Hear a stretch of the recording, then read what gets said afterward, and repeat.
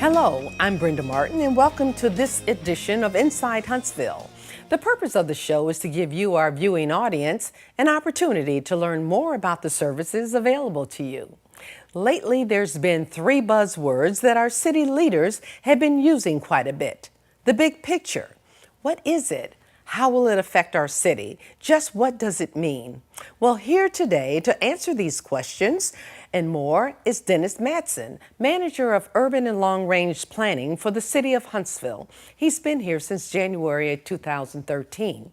After getting his master's in architecture from Georgia Tech, he settled in Atlanta for 20 years, working for a premier planning and urban design firm. His experience in the private sector exposed him to projects ranging in scale from single-track redevelopment to citywide comprehensive plans. Mayor Battle laid out a vision for smart growth and engaged planning, and he initiated a nationwide search.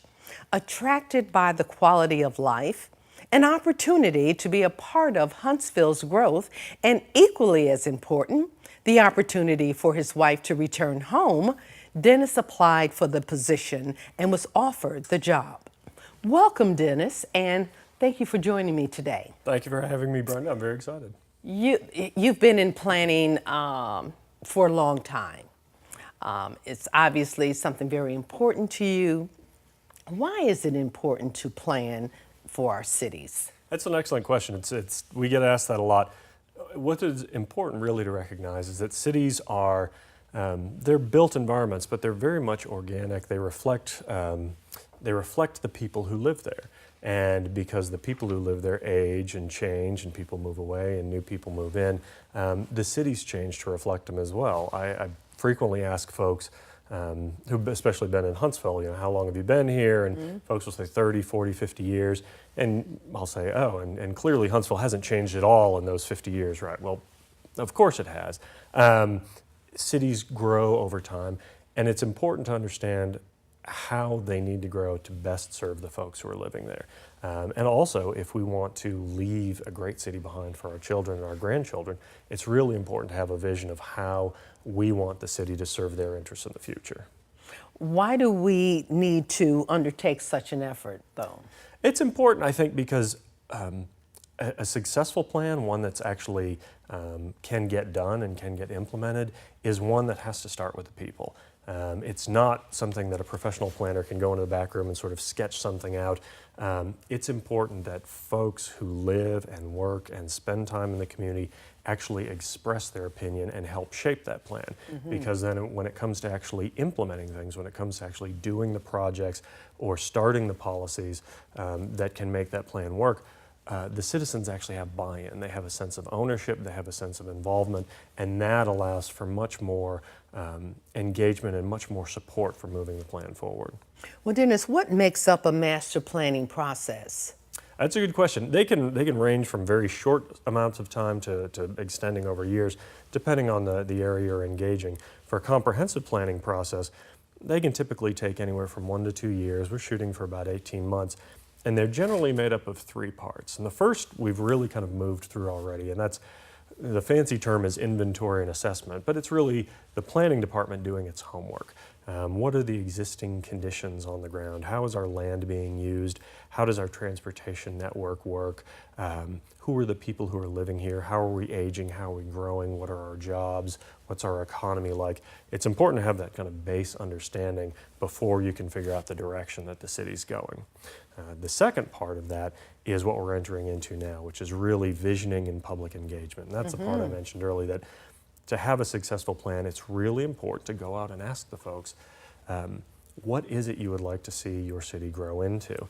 We talk a lot about, can Huntsville be the next Chattanooga or the next Greenville? Well, really, when you talk to folks in Huntsville, they really want it to be the next Huntsville. What does the next Huntsville look like? And this next portion is asking that and saying, here are some of the constraints, here are some of the things that we know are happening, how our demographics are changing, but what do we want to see the city actually grow and turn into? And then the last phase is what we call implementation, or our action plan. We take all that visioning and all the homework we've done and we say, here are the concrete steps that we need to undertake to actually get where we want to go. And in some cases, it's changing policy. In some cases, it's, say, updating your zoning. In other cases, it's actually reorienting how you invest your money, your taxpayer money, in projects. You say, maybe we'd like to refocus more on certain quality of life elements like greenways or parks. Maybe we want to change the way our roads are built to do a better job accommodating cyclists and pedestrians. Those are the things that you actually put in the document at the very end and say, these are the things that we, the citizens, have decided we want to do to help our city grow. I talked earlier about the three big words, of the three buzzwords, if you will, that's going around. The big picture, what does that mean? Well, it's interesting. We had a lot of discussion internally as to what we should call this. Typically, when you do comprehensive planning processes for a city, you want to name them something, only because calling it the comprehensive master planning process for the City of Huntsville sounds a little long and a little dry and not particularly exciting. And this is not just a planning process. This is really a chance for the citizens to kind of come together and talk about developing that shared vision, that one Huntsville vision. Yes. When we settled on the big picture, it was really to help folks remember that we're really talking about all of Huntsville. You can sometimes in a planning process get lost in the weeds, and some folks say, well, I'm really concerned about the sidewalk in front of my house, and we will get there, but it's important as a first step to remember what are the kind of broad considerations. You know, is pedestrian connectivity in general important? Are new development models in general important? And once we establish that and kind of develop a plan citywide for that, then we can start taking those pieces and looking at, you know, the intersection of Whitesburg and Governors and addressing that. We can start looking at some of the little issues, but it's important to understand the big picture first. You talk about inclusiveness. That's important. We need to make sure that the entire city is included in this process. Talk to that a little bit, because that's something that, you know, you hear from our citizens. Right. Am I a part of this process? Right. Well, and part of it is obviously the citizens' responsibility to get engaged. Okay. But we are going to offer every possible opportunity we can through this process. I would typically, when I was in the private sector, we like to do these things fairly quickly because you can't make money on them when they drag out too long. Yes. But in this case, the mayor has been adamant. I want you to cast as broad a net as you possibly can in getting public input. So one of the key aspects of that is saying we're not going to do the same thing over and over again, and we're not going to limit ourselves to just one method of outreach. I think most folks, when you associate planning efforts, it's always the big public workshop and everyone comes out on a Tuesday night and they draw on maps and then they go home. The problem with that is it's great for the folks who can make it, but if you can't make it, you know, say you work nights, or say you have child care issues, or say you have conflicts, that doesn't mean then that you shouldn't be heard. So we broaden and we do not only the public workshops, but we're going to do, we have the website, which I think is a great clearinghouse for information. You can sign up for email blasts. You can do what we're calling Book a Planner, where if you have a business organization or a church group or a community organization and you want us to come out and talk to you about what we're doing and listen to some of your ideas, we will do that. You can do that all through the website. I love that, Dennis. That's fabulous. It may get me in a little bit of trouble. I may, you know, my wife might not see me for a few months. That one I love, yes. But it's important to do that and do what we actually call kiosk events, where we can go out to a festival or a panoply or something like that, set up a tent, say this is what we're doing, and as people come by, just say, hey, have y'all heard about the big picture? Talk to them about what we're doing, solicit some of their input. We're going to do online surveys. We'll do smaller scale focus groups for folks who are interested in just, you know, if they're really keen on greenways or if they're really keen on transportation, just have small groups like that we can get together and talk about. So the biggest idea is really saying don't follow one path for engagement. Do as many different paths as we can. Make sure that we engage over a long period of time. We're not going to hear everyone. There are some folks who are just going to say, yeah, you know, do whatever. Do whatever, yeah. But I think if you want to be engaged, we're going to make every effort to make sure that you have the opportunity to say something. And you recently had an opportunity for the public to come out. Talk a little bit about what happened there. Oh, the kickoff meeting, I mentioned at the kickoff meeting actually, for a city of any size, if you have 50 or 100 people come out to a kickoff meeting, you're doing pretty well. In another city, actually in Alabama, that we had done one when I was working in my old firm, we had 250, 300 people come out, and it blew the doors off. Huntsville, actually, I think at a conservative count, we had over 400 folks there. Had over 400? It was fantastic. It made me a little nervous. I thought, what are we going to do with all these people? But I think what that spoke to is the depth of how anxious folks are to get involved and to be a part of the process. But it was great. We basically gave them a little overview of what we were doing and why we were doing it, talked a bit about how demographics in Huntsville are changing and how the city needs to change, not just the capital C city, but the city in general needs to change what it's doing to accommodate that change in demographics. Talked a little bit about our economy, how we can continue to grow our economy for everybody, not just in certain sectors. Yes. And then we broke out and said, all right, just as a kind of planning calisthenics, go out, take these dots, and just let us know some very basic things: where you live, where you work, and where, when you're not living and working, you like to hang out. What your big problem intersections or commute troubles are, where your favorite greenways or parks are. We had a large board with all these initial issues that we had kind of sussed out and said, are these, which of these are the most important to you, and are there any others that we've missed? And really just kind of got the conversation started. We call it kind of a handshake meeting. We're introducing ourselves, we're introducing what we're doing, and setting up the expectation that we're going to continue to have this conversation as the months go on. And I know this was your first, but what did you glean from that? Oh, a lot. That folks were extraordinarily keen to be involved and to do some planning, but there were some very kind of big picture issues that started to rise to the top. One, which has surprised me a little, has been the interest in alternative forms of transportation.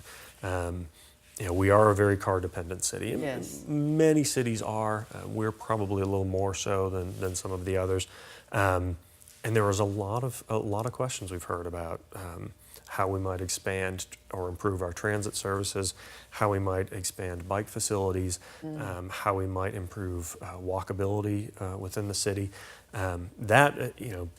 We knew that sense was out there, but we didn't realize how strong it was. And another concern that we heard a lot about was basically greenways as recreational. We had a lot of folks asking about that, and a lot of folks having very real concerns about neighborhood disinvestment. They see empty strip malls or empty storefronts and say, what can we do about that? How can we turn this around? How can we stop the kind of negative effects that these have on our communities? What can we do to kind of plan to turn those things around? Those are some of the real big items, and those are things that we're going to look at. So we're talking definitely through going to forward. address those Absolutely, issues. absolutely. Okay. The big question, how long will this process take? We've already been working for about 6 months now, kind of on our homework phase. I think the public outreach, we're going to take 12 to 18 months. Okay. It may seem like it drags on a little bit. It's going to go fairly quickly. We're going to try and have events at least every 6 weeks, just to kind of keep up the impetus, but also not get folks feeling planning fatigue. After a while, you're just like, all right, stop asking me questions and do something, and we respect that. Okay, yes. So I think between 12 and 18 months, there should be enough opportunity out there to really get a good handle on what the issues are and how folks feel comfortable proceeding. And towards the end of that, that's when we start saying, all right, well, here's how the plan starts to take shape. Here are the things that we think we want to do going forward. So I would think probably middle of next year we ought to really see some concrete pieces coming out of this. And I think there are also some things we may even start doing before we're done planning. There may be some transportation things that we start dealing with. Well, that would be good. Before, even before we get there. We're not so rigid that we say, all right, we've got to have the plan done before we can do anything. Okay. We know, time is of the essence on certain things, and we'll deal with issues as they arise. But I think probably about summer next year we should have a pretty good handle on how the big picture looks. So at the end of the process, we will have what? We'll have really a roster of projects, things that we want to do. Okay. We will have really kind of the biggest thing will be a list of principles. These are the ways that we want to see Huntsville grow, and they may affect transportation, talking about diversifying transportation. They may talk about things like annexation and growth. Do we continue to expand our land area, or do we look at focusing and supporting redevelopment in existing areas and taking advantage of our existing infrastructure? Do we change our zoning to be more accommodating to new development? If you look at our zoning code, it's been a long time since it's really been updated, and the development world has really kind of passed it by. So it's important it has changed, and it's important to kind of make sure that what we're allowing and supporting as a city is what's out there and what the citizens want to see and what's going to serve Huntsville as it changes as well. I want to take a moment and talk a little bit about zoning. Sure. Very exciting topic. Very exciting, and one that many of our citizens truly don't understand. Some of those of us that work in the city, we don't understand. Talk to us a little bit about zoning. Well, there's zoning. I think at its base, I think most folks realize what it does is it allows certain types of uses in certain areas, and the sense is that you don't want to put incompatible uses next to each other. You don't want to buy your nice home out in the suburbs and then have someone promptly put a pig farm next to it. Not that there's anything wrong with pig farms, but you might not want them right next to your house. What happens is you start to see changes over time in how folks want to build. Say you want to do more of a mixed-use development. We actually don't have a lot of great mixed-use ordinances. Say like Twickenham Square is an excellent example. That has to be done a little more administratively. If we can create zoning categories that allow that to happen more organically and the development community can know that we're receptive to that types of development, then it makes it easier for that to happen. I think Providence is also an excellent example. I think what the developers in Providence had to do to basically reinvent the wheel to make what they wanted to see happen was very difficult. And we would like to make quality, sustainable, growth-friendly development much easier for folks to do. And I think zoning is it should never be a barrier, it should always be a tool. And I think that's one of the big steps is for us to shift it into becoming more of a tool for folks to support good growth. Thank you for that. What would be some of the challenges that our city would have in going forward with the big picture? I think a lot of times it's just making sure that everyone kind of gets on the same page together. There can be neighborhoods, and I've worked with them in the past, where often you get folks who are so fixated on one goal, and you've got someone else in the same neighborhood fixated on another, and no one can kind of come together and say, let's all just sort of pull in the same direction. I see less of that here than I've seen in other places. But it sometimes even during a planning process, it can kind of bubble up. It's important for everyone, I think, as we have this dialogue, to make sure they're not only sharing what they want to see in terms of vision, but also hearing what their neighbors are saying. I think making sure that we all are kind of collaborating and listening to each other, that's going to make sure that a lot of those barriers are taken down before they even get erected. Another thing, quite frankly, is always financial. We're going to come out with a roster of all these grand projects that we want to do, and it's going to be important to be realistic and to prioritize. Sure, we would all love to have 200 miles of greenways built tomorrow, but that's an expensive proposition. We may want certain road improvements tomorrow. That's an expensive proposition. Doing a lot of these things is going to say we're going to have to prioritize how our finances are used. I think with the added penny sales tax, there's some opportunity because we're getting our roads addressed, and those frequently are things that are big ticket items that can take up a lot of resources. With those being taken care of from that piece, we actually have a little more flexibility to look at some of the things that we might want to do. But it's going to be important for us to really prioritize and say, basically, where do we want to put our money? Our money, yeah. How is all this going to be paid for? That's an excellent question, and fortunately, I can punt that to the council. We'll have a lot of visionary projects, but we're not going to put anything in the plan that the people in the council don't say, all right, we're willing to put money to that. Some of them can be a little less expensive, actually. Things like rewriting the zoning, that's not a huge ticket item, relatively speaking. Another thing that can happen is if the city does, say, a catalytic project and says, here's just a segment of the creek walk, say, frequently what that can do is that can actually leverage private sector interest in it. They can say, we want to be a part of that. That's kind of exciting. And you can use your public money to actually incentivize private investment. And that's really one of the best ways to use public money is, for the dime that you put in from the public sector, you get $1 out from the private sector. And investing that way also attracts more private sector investment. Probably one of the best case studies is the Atlanta Beltline, which is this ring of planned transit which hasn't been implemented, but also these greenways.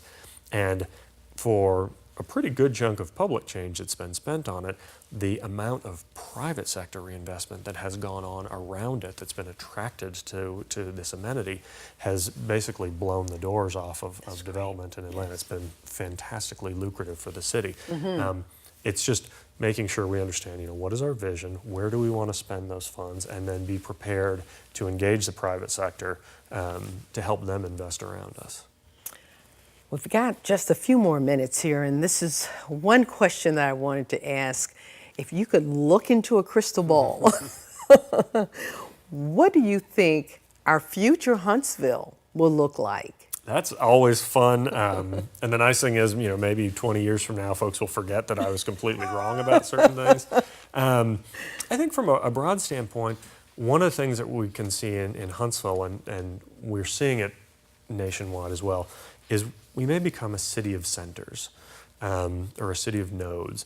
And what that means is you're always going to it's important to have a very healthy downtown. And I actually think downtown's in great hands with Chad Emerson and DHI and what's going on down there. But it's also important to have these sort of neighborhood nodes. It's important to have community identity even in the surrounding neighborhoods, because that really supports reinvestment in those surrounding neighborhoods. For example, say you were in South Huntsville and I look at the Grissom site, and as Grissom moves to its new site, the idea of what you could do with that old site is, instead of just kind of putting some program there, you would actually say, let's create a place here that becomes almost the postcard shot or the downtown for South Huntsville. And that creates, while it's all part of the broader Huntsville, they also have their own kind of unique neighborhood identity.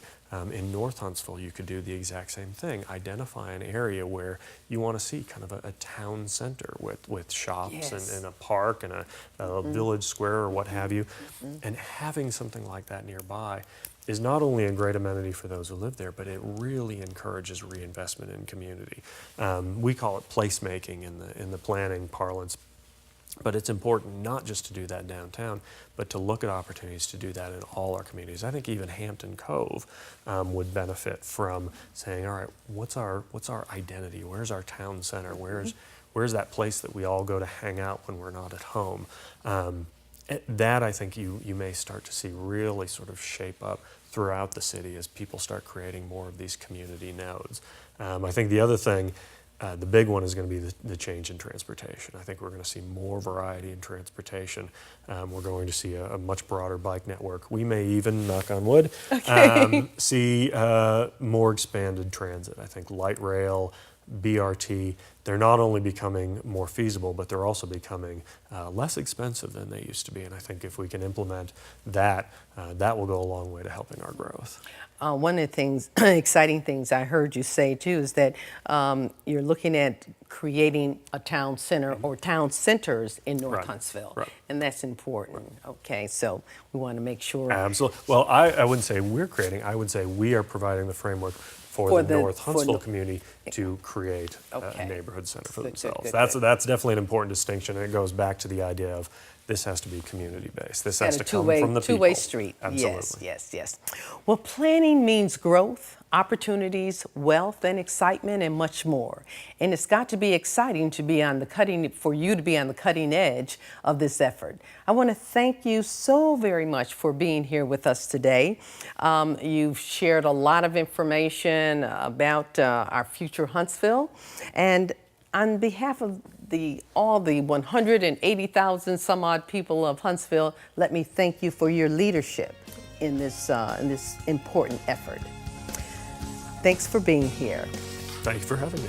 Join us next week for another edition of Inside Huntsville. I'm Brenda Martin. Thank you for joining us.